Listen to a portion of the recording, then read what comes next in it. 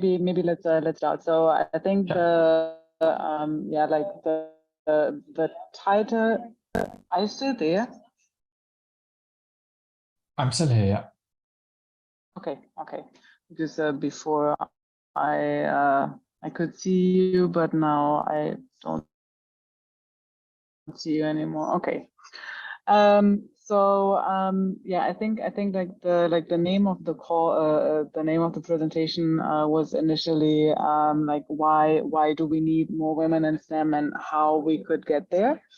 And so I think actually that the first question is I mean, it's actually super easy to answer, right? Why do we need more women? Or yeah, but maybe before let me just maybe start with a brief introduction and why I think I might be the right person to talk about this. So yeah, it's just because yeah, I mean also as you know, so my background is in engineering, and I have worked at some companies. I did a lot of internships in repair shops and yeah, so basically I think altogether I'm just one woman in engineering, and I'm definitely looking for more peers because yeah, I also feel that I need more women around me. And yeah, I think maybe just one thing to share actually about this. Why I think this is important, because it is actually also like in day-to-day life, and this might be a bit too intimate already to share, but I have been in departments, working in departments where I was basically not able to answer to ask any colleague for a tampon or something like this, because if there are no other women around, it's also these day-to-day things would might get tricky sometimes. So yeah, as I said, the question like why do we need more diversity? I think it's super easy to answer because there are so many studies already which actually prove that it has benefits also on so many levels. So not even if you are looking at this just from a business perspective and revenue for a company, but I think yeah, it is proven that the benefits are like on every level. And there, of course, diversity, it's not limited to gender diversity, but it's yeah, it's more like also stated here that every culture, nationality, of course, also yeah, gender, but like every person has different knowledge and points of view, and this is like super important. And I think these are like the positive answers to this question, but then I feel there are also some, let's say, negative answers to the question, like what happens if we don't have diversity in so many parts of jobs and industries. And actually, this is shown today by a lot of things that we in many areas we have designs which were done by men, and I don't even think that this is intentionally. It is unintentionally, but these are designs made by men for men, and that's actually yeah. It also starts with the usual car dummies which are used for crash testing. So yeah, I mean they are like measured around like a standard average man, but then yeah, female bodies are different also on average, and yeah, so it can be proven statistically that women are more likely to be injured. And yeah, so this is actually something what can be seen in a lot of different areas. So also I just put here some examples. So even if it is about the personal protection equipment, actually for a lot of workplaces, and this is also something I can relate to. So if you study mechanical engineering, or if you work in some kind of repair shops and you get this kind of personal protection equipment and outfits, I mean these are all designs for men, and you can just ask for smaller sizes, but everything is yeah, I mean it is made for men. Yeah.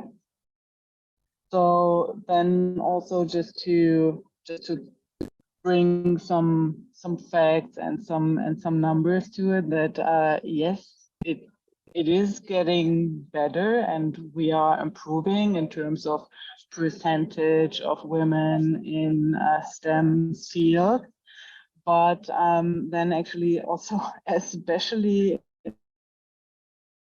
in Germany, we are like still really bad, and there's just a lot. Yeah, there's still so much to do, and I think actually also just by looking at the graphics on top of here, where we can see like how it evolved over, let's say, yeah, the last 20 years or the last 30 years. So there we can see that the pace of change is actually quite slow. And yeah, so this means that although things are moving towards the right direction, we really need to gain more pace in this. And this is just something I will also come back later to. So, but then these are just numbers about the pure percentage of women in STEM fields and jobs.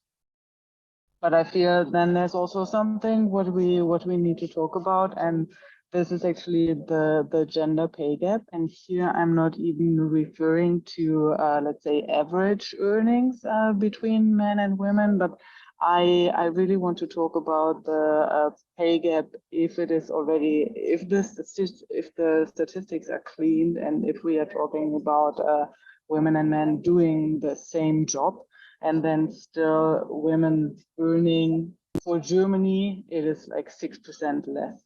And that is also another problem, even on top of the lower percentage.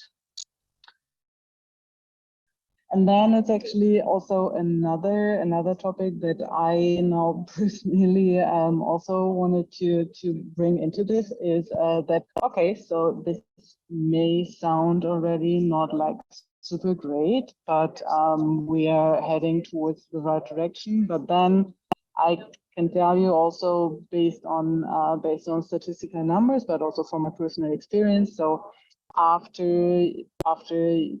you start having kids, and so as soon as you enter parenthood, everything becomes just worse, because this of course then has other impacting factors around with society and how the sharing the care work between partners is handled, yeah, in each country's society, so to say.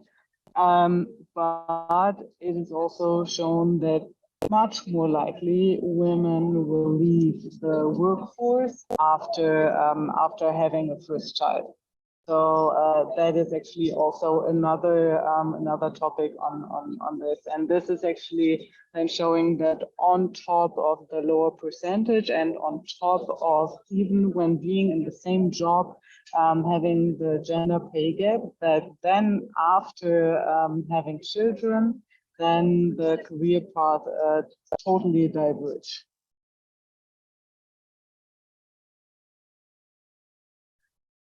And yeah, so that is actually already like my last slide with facts and stuff what I want to share, because I mean now you can ask, okay, but I mean is there a solution apart from just time? And when I say just time, it is actually, yeah, just showing these percentages. And when we look at the evolution throughout the last 30 years, it gives hope that if we are just like patient and we wait for enough time, then it will resolve on its own. But so there, my strong belief is if we don't put additional pressure onto the system, then it will just take too long. And so in my belief, so this problem, when we want to name it a problem, it just has so many different dimensions. So, of course, it starts, let's say, in early childhood. So we do have to reduce gender stereotypes, and we also have to make female role models more visible throughout companies, but also already starting in school, so that these issues that we have already too less girls being interested in math and physics and all these STEM fields, that this does not even start so early. So we really have to start at this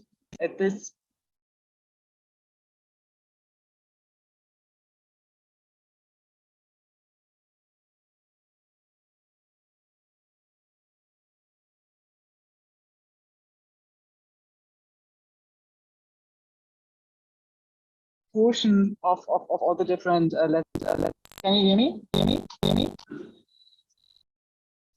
Uh, Joseph, can you hear me again? I couldn't hear you for 10-15 seconds roughly.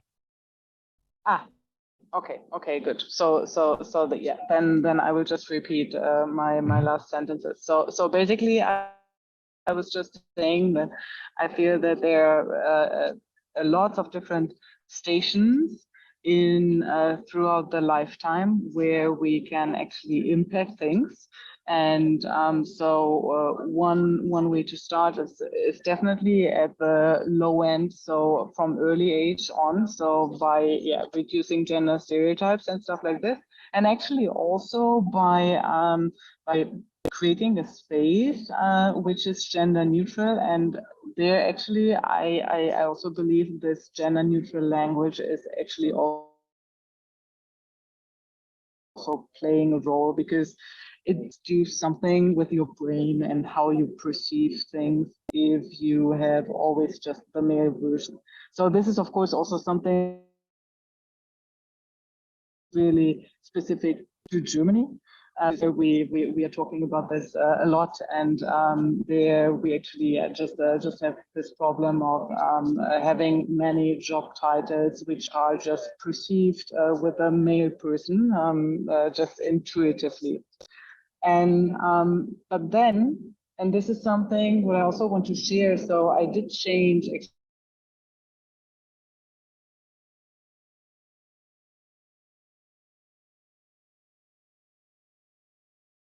my view on the topic of also when studies. I still have a strong belief that quotas are actually counterproductive, because I felt at that time that then every time when I would get a job that I might have to fight actually the argument that I just got this job because of my gender and just because I'm a female. So I didn't want to deal with this kind of question, so I said, okay, yeah, we don't need quotas. It will resolve by itself, and yeah, so it is rather counterproductive.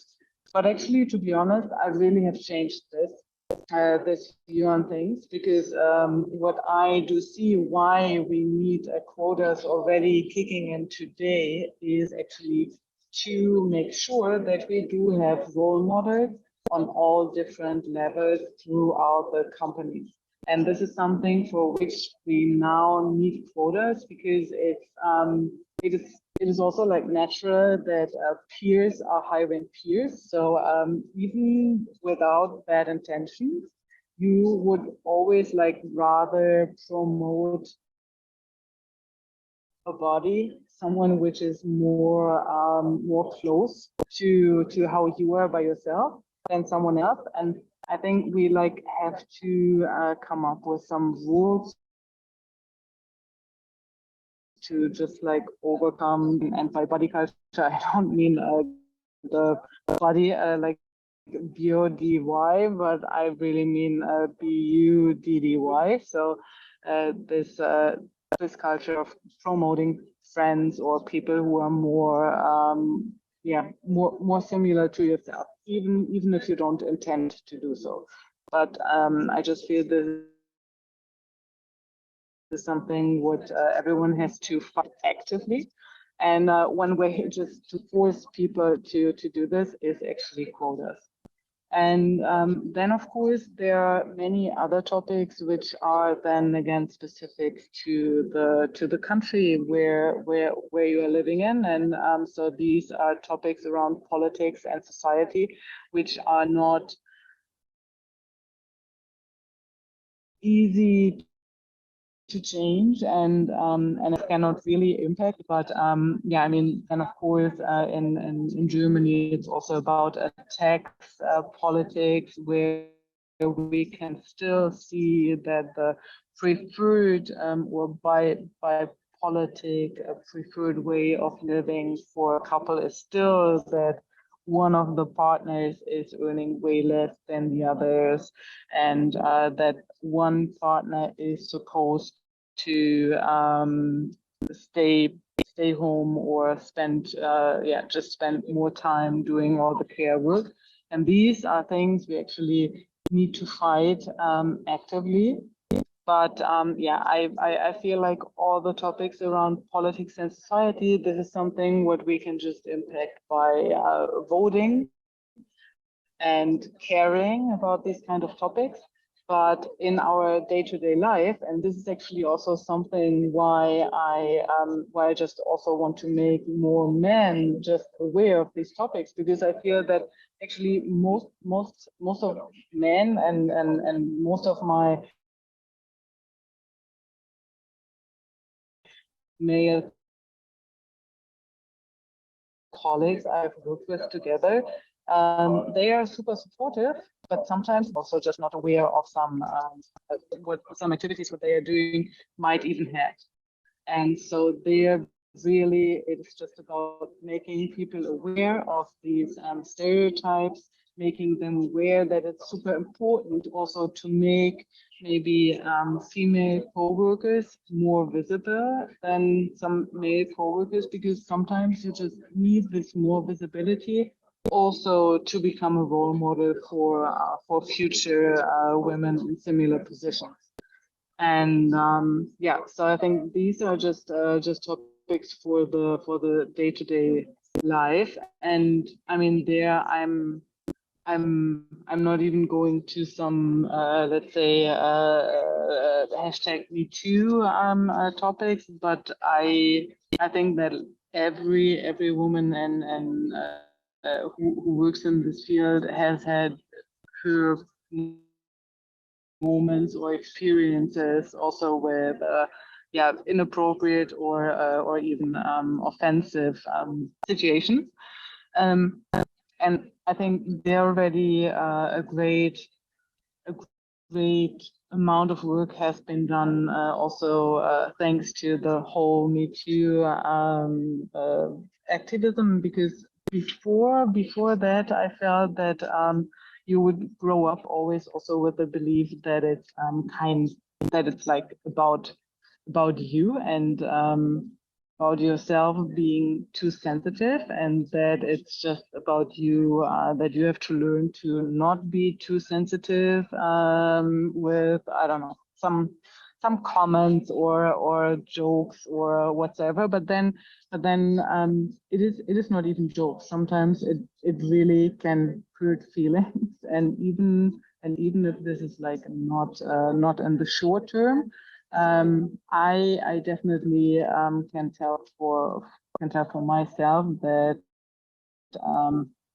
it does not work, that you become more insensitive to this stuff and you just don't care. It actually is the other way around, that all of this stuff, what you have experienced throughout your career, it somehow just sums up, and at some point in time, then you're just like really fed up and tired of this.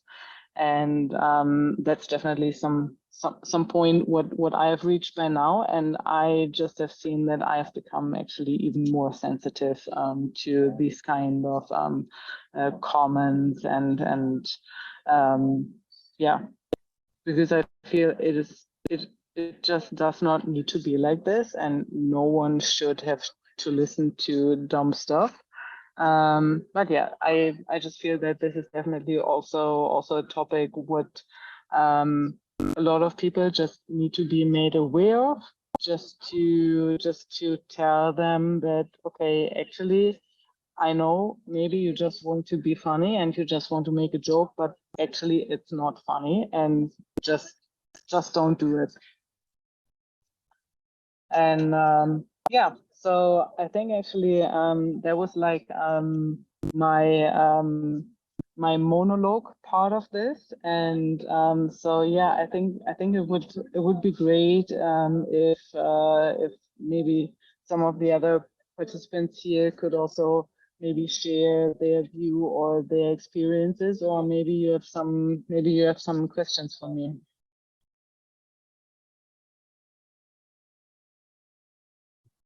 I certainly don't. We have one woman in the chat. Maybe Reem, if you want to ask Astrid something about women in engineering, that would be great. Don't feel forced to, obviously.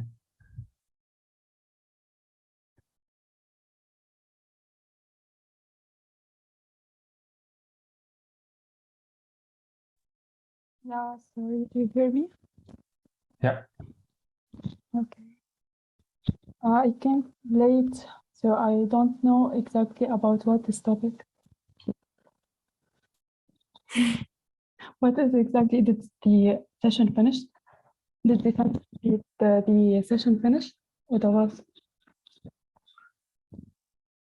Well, Do you hear me? I think you came in. Yeah, I hear you. I think you came in a bit late. It's basically Yeah. about women in STEM. Actually, things that you were facing personally in terms of maybe job search, the job itself. Also, I think Astrid is a good partner to talk about that. So if you have any questions to her, feel free to ask her. About anything? I guess, yeah, maybe job women in STEM. Okay, I have a question. Because you are a woman and you have babies, I see that you have children. So how do you manage your time between your work and your family? Yeah, I think actually that yeah, I did hear you. So I hope you can also hear me now. Yeah, I hear you. And you are an engineer, Okay. and you know that the work for an engineer is usually from morning till 5 p.m., 6 p.m. So how do you manage with that? Yeah, so I feel that is actually that is a good question, because yeah, I do work full time, and I think yeah, just seeing friends around in especially in Germany, but I think it also holds true for other countries. It's actually more general that women maybe after having children they go a bit into part-time, and they are taking more responsibility at home, doing more of the so-called care work. And so I think this does only work if you have a partner who does support you, and with whom you share the same view about sharing actually sharing care work, and also like getting money home, so that every partner has an equal share on this. So just like really practically how we do this is we have a super well and fine granular organized calendar. So every week it's fully organized. So every one of us, so my husband and I, we take equal shares and taking care of the kids. So every one of us is bringing them to kindergarten and school, and also picking them up from kindergarten and school. And we have distributed the days per week between us. And yeah, so one day per week we also hire a babysitter, which will buy us 1 or 2 hours of more working time there.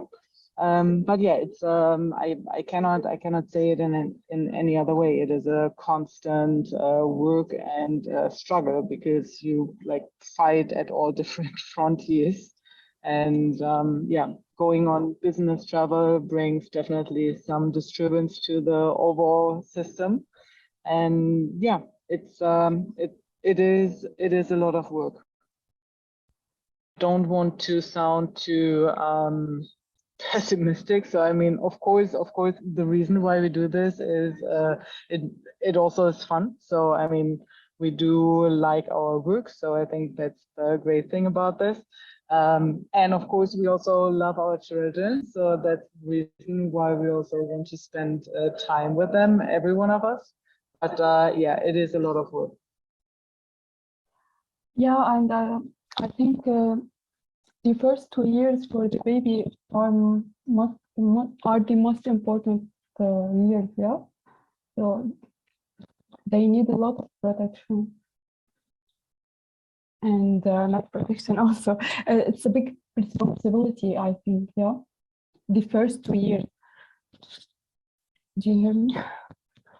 Yeah. I do hear you. So yeah, I mean also how Did we you stop did this is working during these 2 years when you had a newborn baby? so we actually both of us, so we stopped to work for a year, but both of us, so I stayed at home for the first 7 months, and then my husband stayed at home for another 7 months. So we also shared this part equally, and then starting from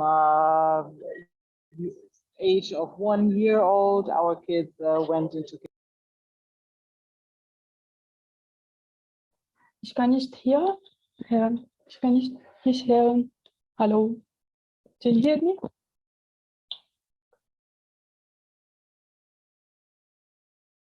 I'm sorry. I think now the connection was like really bad again. Can you hear me well now? Ja, jetzt. Ja. Okay. So I was saying, so all together, so the both of us we stayed at home for the first year. And so I was staying at home for the first 7 months, and then my husband stayed at home for another 7 months. So we also tried to split like the first year with the kids at home. We split it up equally, and then starting from the age of 1, our kids went into kindergarten.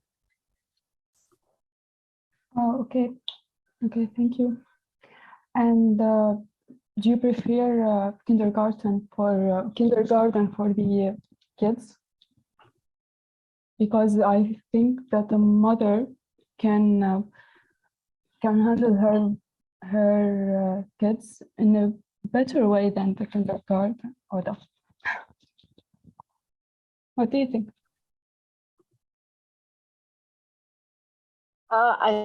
I think actually this does also depend on the mothers. So I can just tell you for myself that when I went back to work after the first 7 months, I was really happy also. So it does depend. It does depend on the mother and also on the child. So it was also different. So I do have 2 kids, and so my feeling towards staying at home and then going back to work was actually also different for both of these kids, because yeah, like one of my children was a really tough first year with barely any sleep. So then also going back to work, it really felt like having a few hours where you can just like even have a thought on your own. So that was actually already great again. So yeah, I think and this holds true also for a lot of my friends. They really like to stay home for a longer period of time. But yeah, it would not have worked for me, and actually also I have to say that so that also for my husband, it was also a great experience. So he also really liked to stay home. So that was good. But then actually, I think for both of us, it would not have been an option to extend this period to 2 years, like you were saying. I think also because we felt that if we are gone from work for 2 years, it just feels too long, so that we like would lose touch with it. And actually also because yeah, we really like to return to work. So yeah. Okay, thank you very much. Really good questions. Nice. Any other questions? I don't really miss the only woman in this panel, well, apart from Astrid, but if the men have any questions to ask it, feel free to ask. Maybe Astrid, did you get any backlash, like when you were applying for jobs, maybe if you were a student or back in your early career, did you kind of notice that people treat you a little bit differently, or was it not the case for you? You mean now, especially with the taking into account the getting kids stuff, or even before that? Even before that. Okay, yeah, because I have to say that I was afraid when I was looking for a job in my early 30s, because at that time I was thinking like, okay, so who's gonna employ me, because yeah, I'm a woman in my early 30s, and so it's like obvious, so to say, that maybe she would like to start a family and then she will be gone, and blah blah blah. So thankfully, this did not happen to me. But so actually, in terms of hiring, I never felt that there's a disadvantage, and maybe actually nowadays in some jobs it is actually an advantage, or what means advantage. But I think people are becoming more aware, and that they would like to have a more yeah, gender parity in their department. So that's not an issue. But to be honest, what I have experienced many times is just that because there are still so less women, it's just like in your day-to-day work that you are facing situations where people are just I don't know, surprised to see you, and they actually don't think so much that you know what you are talking about. And this sometimes I found really exhausting, that like every time you are introduced to new people, every time you start a new project, there's like this let's say initial phase where you have to prove yourself, and that you, yeah, during the first discussions you always like have to kind of overperform, just to actually make sure that the other person trusts, yeah, trusts in your abilities, and that, yeah, like if you, I always felt that I have to convince people that I do know engineering, and I think this is something what men do not have to do. And yeah, so and I mean, this is also like expecting to see you, or to work together with you.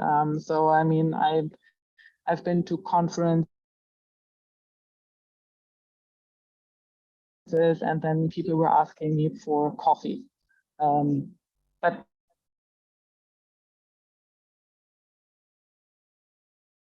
so I was just, Joseph, can you hear me?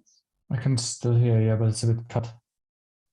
Ah, okay. So yeah, I think like just the last example I had was so it happened to me. Then I went to a conference, and then participants were asking me for coffee or the name tags, because they did not expect me to see me as a participant.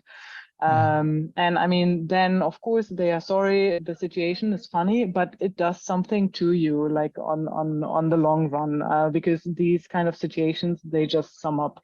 Or at one company, actually, I went to, there's like a weekly or monthly Stammtisch on GitLab.